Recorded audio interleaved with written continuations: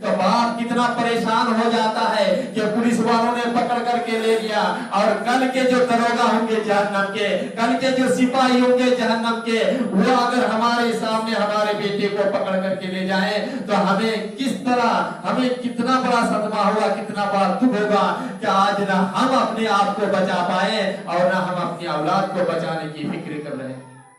ضرورت اس بات کی ہے کہ کس طرح ہم دنیا کی آگ سے اپنے آپ کو بچانے کی فکر کر رہے ہیں اور اپنے اولاد کو بچانے کی فکر کر رہے ہیں، کل جہنم کی آگ سے ہم اپنے آپ کو اور اپنے گھر والوں کو، اپنی اولاد کو بچانے کی فکر کریں۔ قیامت کی نشانیوں میں سے ایک نشانی یہ ہے کہ قیامت آنے سے پہلے فتنے لگاتار ظاہر ہوں گے۔ اتنا زیادہ فتنہ ہوگا، اتنا زیادہ فتنہ ہوگا کہ انسان پریشان ہو جائے گا۔ کچھ فتنے داخلی بھی ہوں گے، کچھ فتنے خارجی بھی ہوں گے، کچھ فتنے ایسے ہوں گے جو ہمارے گھروں کے اندر بھی داخل ہو جائیں گے۔ یہاں تک کہ اللہ کے نبی جناب محمد رسول اللہ صلی اللہ علیہ وسلم کی حدیث ہمارے سامنے، اللہ کے نبی نے فرمایا کہ لوگ فتنوں سے اس قدر پریشان ہو جائیں گے، اس قدر پریشان ہو جائیں گے کہ ایک آدمی قبرستان سے ہو کر کے گزرے گا، قبر کے پاس کھڑا ہو کر کے وہ تمنا کرے گا کہ کاش آج کا یہ دن دیکھنے سے پہلے ہی میں مر گیا ہوتا، یہ قبر والا جو قبر میں سو رہا ہے کاش کہ میں اس کی جگہ سویا ہوا رہتا۔ تو اس قدر فتنے ہوں گے، لگاتار فتنے ظاہر ہوتے رہیں گے، گھر کے اندر بھی فتنے داخل ہو جائیں گے، مال کا فتنہ ہوگا، اولاد کا فتنہ ہوگا، رشتہ داروں کا فتنہ ہوگا، لوٹ مار کا فتنہ ہوگا، قتل و غارت گیری کا فتنہ ہوگا، طرح طرح کے فتنے، انسان پریشان ہو جائے گا فتنوں سے۔ صحیح بخاری کی ایک حدیث، اللہ کے نبی جناب محمد رسول اللہ صلی اللہ علیہ وسلم ایک مرتبہ مدینہ طیبہ کے اندر، مدینہ کے محلات میں سے کسی ایک محل کے اوپر چڑھے، اور اللہ کی نبی جناب محمد رسول اللہ صلی اللہ علیہ وسلم نے اس اونچے مکان پر چڑھنے کے بعد صحابہ کرام سے سوال کیا پوچھا کہ لوگوں، کیا جو کچھ میں دیکھ رہا ہوں وہ چیز تمہیں بھی دکھائی دے رہی ہے؟ صحابہ کرام نے کہا نہیں اللہ کے نبی صلی اللہ علیہ وسلم، وہ چیز تو ہمیں دکھائی نہیں دے رہی ہے۔ ظاہر سی بات ہے کہ اللہ کے نبی صلی اللہ علیہ وسلم اونچائی پر تھے، بلندی پر تھے، اور جب کوئی انسان اونچائی پہ ہوتا ہے تو ان کو جتنی چیزیں دکھائی دیتی ہیں، جو جو چیزیں نظر آتی ہیں، نیچے والوں کو وہ چیز نظر نہیں آتی ہے۔ دوسری بات، اللہ کی نبی جناب محمد رسول اللہ صلی اللہ علیہ وسلم کا جو علم تھا وہ صحابہ کے پاس نہیں تھا، اور اللہ کے نبی صلی اللہ علیہ وسلم اپنے علم کی وجہ سے جو کچھ بیان کر سکتے تھے وہ کسی اور سے نہیں ہو سکتا تھا۔ ساتھیوں سے پوچھا کہ بتاؤ ساتھیوں، جو چیزیں مجھے نظر آ رہی ہیں کیا تمہیں بھی وہ چیز نظر آ رہی ہے؟ کیا تم وہ چیزیں دیکھ رہے ہو؟ تو صحابہ کرام نے کہا نہیں اللہ کے رسول صلی اللہ علیہ وسلم۔ تو اللہ کے نبی نے فرمایا کہ میں اس وقت دیکھ رہا ہوں فتنوں کو کہ تمہارے گھروں کے اندر بارش کے قطروں کی طرح داخل ہو رہے ہیں۔ ایک دوسری حدیث میں حضرت اسامہ بن زید رضی اللہ تعالیٰ عنہ وہ روایت کرتے ہیں اس حدیث کو بھی کہ نبی صلی اللہ علیہ وسلم نے فرمایا کہ میں فتنوں اور مصیبتوں کے مقامات کو میں دیکھ رہا ہوں کہ کس طرح فتنے نازل ہو رہے ہیں، کس طرح فتنے بارش کے قطروں کی طرح ان کا نزول ہو رہا ہے۔ تو لگاتار فتنے نازل ہوں گے، لگاتار فتنے ہوتے رہیں گے، انسان پریشان ہو جائے گا، اتنے فتنے، طرح طرح کے فتنے ہوں گے۔ ان فتنوں کے آنے سے پہلے ہمیں کیا کرنا چاہیے؟ صحیح مسلم حدیث نمبر 313 حضرت ابو ہریرہ رضی اللہ تعالیٰ عنہ بیان فرماتے ہیں کہ اللہ کے نبی صلی اللہ علیہ وسلم نے فرمایا بادروا بالاعمال فتنا کقطع اللیل المظلم، کہ لوگوں اندھیری رات کی تاریکی کے ٹکڑوں کی طرح فتنوں کے ظہور ہونے سے پہلے تم زیادہ سے زیادہ نیک عمل کرنے میں سبقت کرو۔ अंधेरी रात की टुकड़ों की तरह, अंधेरी रात सख्त तारीकी, सख्त अंधेरी रात के टुकड़ों की तरह फितरों के जाहिर होने से पहले तुम नेक अमल करने में सबकत करो, ज्यादा से ज्यादा नेक अमल कर लिया करो। नमाजों से, रोजों से, सदका से, खैरात से, कुरान की तिलावत से, जिक्र अज़कार से तुम ज्यादा से ज्यादा नेक अमल कर लिया करो। क्यों? इसलिए कि फितने इस तरह सख्त होंगे, इतने शदीद होंगे कि अल्लाह के नबी ने फरमाया युस्बिहु रजुलु मुमिनन व युमसी काफिरन और युमसी मुमिनन व युस्बिहु काफिरन, कि इतने फितने इतने सख्त होंगे, इतने शदीद होंगे कि लोग सुबह को मोमिन होंगे तो शाम को काफिर हो जाएंगे, और शाम को अगर मोमिन होंगे तो सुबह को काफिर हो जाएंगे। इतने सख्त फितने होंगे। अल्लाह के नबी जनाबी मोहम्मद रसूलुल्लाह सल्लल्लाहु अलैहि वसल्लम ने अंधेरी रात से क्यों तशबीह दिया? अंधेरी रात का अंदाजा शायद आपको हुआ होगा। अगर लाइट चली जाए, बिजली चली जाए और चांद की रोशनी भी ना हो, एक इंसान अगर चलेगा रास्ते में तो सख्त तारीक रात में, सख्त अंधेरी रात में उसे अपने आगे क्या है क्या नहीं है वो भी उसे नजर नहीं आएगा। और फिर इस तारीक रात के अंदर तरह तरह के फितने जाहिर होते हैं। एक चोर चोरी करने के लिए रात की तारीकी का इंतजार करता है। एक रहजन और लुटेरा इंसान ये रात की तारीकी का फायदा उठा करके अपने काम को सरे अंजाम देता है। एक बुराई और बदकारी का इर्तिकाब करने वाला इंसान रात का इंतजार करता है कि कब रात हो जाए कि हम अपने बुराई के कामों में हम मुलविस हो जाए और वो काम हम सरे अंजाम देने के लिए तैयार हो जाए। तो रात का इंतजार करता है। रात का ही वो हिस्सा है कि रात के वक्त ही जंगली जानवर शिकार करने के लिए अपने मांग से निकलते हैं। रात की तारीकी में एक जहरीला ये बिच्छू और सांप वगैरह अपने अपने बिलों से निकलते हैं। यही रात की तारीकी का वो हिस्सा है कि अंधेरी रात में ये जिन्नात और शयातीन भी अपने अपने मस्कन से, अपने अपने ठिकानों से निकल करके फैल जाते हैं। इसीलिए हदीस पाक के अंदर अल्लाह की नबी जनाबी मोहम्मद रसूलुल्लाह सल्लल्लाहु अलैहि वसल्लम ने हमें ये नसीहत की है कि जब मगरिब का टाइम हो जाए तो तुम अपने बच्चों को रोक लो, घर से निकलने मत दो। जैसे ही मगरिब का वक्त हो जाए, जैसे ही शाम हो जाए, रात होने लगे तो तुम अपने बच्चे का हाथ पकड़ लो और अपने घरों के अंदर रोक लो उसे। और जब कुछ रात का हिस्सा गुजर जाए तो बिस्मिल्लाह पढ़ करके उसे छोड़ दो। ये रात की तारीकी है कि अल्लाह के नबी सल्लल्लाहु अलैहि वसल्लम ने फरमाया कि रात के अंदर तुम क्या करो कि तुम अपने घर के दरवाजे को बिस्मिल्लाह पढ़ करके बंद कर दो।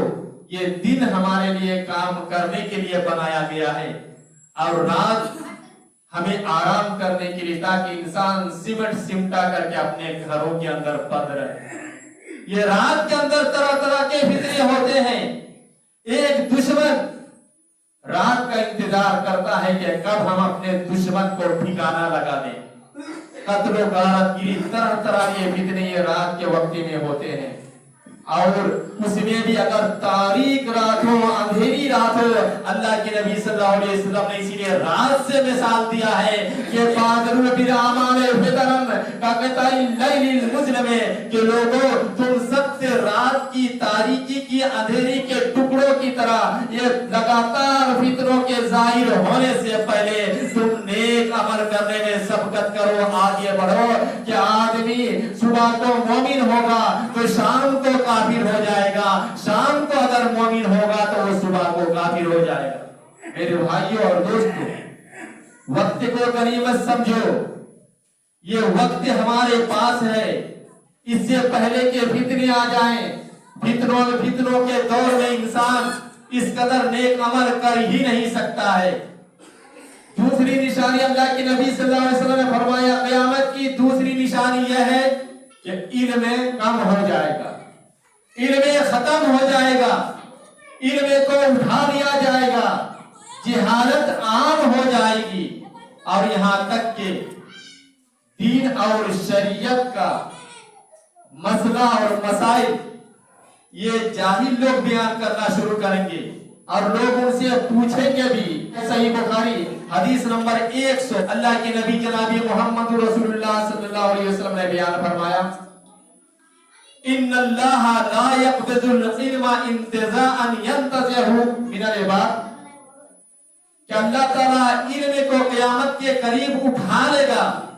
تو کس طرح اٹھا لے گا؟ اللہ تعالیٰ علم کو اس طرح نہیں اٹھائے گا کہ وہ ایک ہی مرتبہ یا اچانک وہ اپنے بندوں سے چھین لے گا. اس طرح اللہ تعالیٰ نہیں اٹھائے گا علم کو.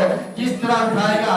اللہ کے نبی جناب محمد رسول اللہ صلی اللہ علیہ وسلم فرمایا ولیکن یقبض العلم بقبض العلماء کہ اللہ تعالیٰ علم کو اس طرح اٹھائے گا کہ علماء کو موت دے دے گا, علماء کی روح کو قبض کر لے گا, علماء کو موت دے کر کے, عالموں کو موت دے کر کے اللہ تعالیٰ علم کو اٹھا لے گا. حتی اذا لم یبق عالما یہاں تک کہ جب کوئی بھی عالم باقی نہیں رہے گا اتخذ الناس رؤوسا جہالا تو لوگ کیا کریں گے؟ جاہلوں کو اپنا سردار بنا لیں گے. فسئلوا پھر ان سے دین کا شریعت کا مسئلہ ان سے پوچھیں گے, سوال کریں گے. فافتوا پھر اللہ کے نبی نے فرمایا وہ جواب بھی دے دیں گے بغیر علم, بغیر دین اور شریعت کے علم کے وہ مسئلے مسائل بیان بھی کر دیں گے, جواب بھی دے دیں گے.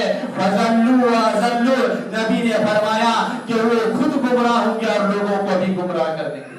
آج وہ نشانی بھی ظاہر ہو رہی ہے, ہو گئی ہے کہ آج لوگ دھڑلے سے کھلے عام مسئلے مسائل بیان کر رہے ہیں. ہر کوئی دین کا مسئلہ بیان کر رہا ہے. قیامت کی نشانیوں میں سے ایک نشانی اللہ کے نبی جناب محمد رسول اللہ صلی اللہ علیہ وسلم نے یہ بھی فرمایا ہے کہ اسلام جہاں سے نکلا ہے, یہ دین جہاں سے نکلا ہے وہیں پھر پلٹ کر کے چلا جائے گا.